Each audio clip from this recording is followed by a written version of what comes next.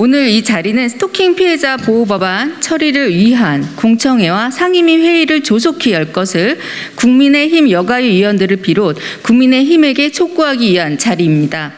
더하여 입법기관으로서 해야만 하고 할 수 있는 일을 정부의 대책 마련 이후로 미루겠다는 여당, 여가위 의원들의 입법기관으로서의 무책임한 태도를 철회하라는 촉구이기도 합니다. 스토킹 피해자 보호 법안 처리 촉구 성명. 국민의힘은 스토킹 피해자 보호 법안 심사에 적극적으로 나서라. 스토킹 피해자 보호 법안 처리에 대한 국민의힘의 미온적인 대응을 규탄한다.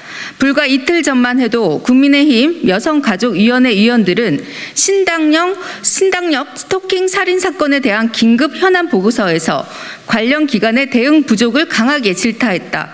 그럼에도 불구하고 스토킹 피해자 보호 법안 처리에 대해서는 윤석열 정부의 눈치만 보고 있다. 앞과 뒤가 이토록 다를 수 있단 말인가? 개탄스럽기까지 하다. 어제 더불어민주당과 야당 여가위 의원들은 스토킹 피해자 보호 법안 처리를 위해 9월 27일부터 29일 여가위 회의 개최를 요구하였으나 국민의힘은 윤석열 정부 눈치를 보며 회의 개최를 미루고만 있다. 국민의힘은 정부가 관련 부처들이 모여 스토킹 피해자 보호 대책을 세우고 있다는 이유로 더불어민주당이 조속한 법안 심사 제안을 거부했다.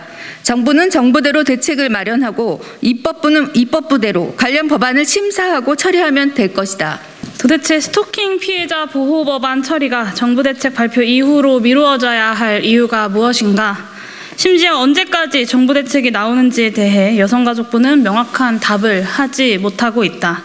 이런 상황에서 입법부가 행정부의 일정을 마냥 기다려야 한다는 말인가? 국민의힘의 여가위원들은 스토킹 피해자 보호보다 윤석열 정부 지원이 우선인가?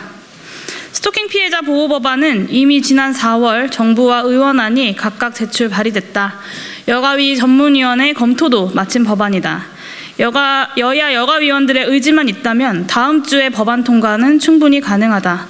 국회는 스토킹 피해자 지원을 위한 입법에 더 이상 머뭇거릴 시간이 없다.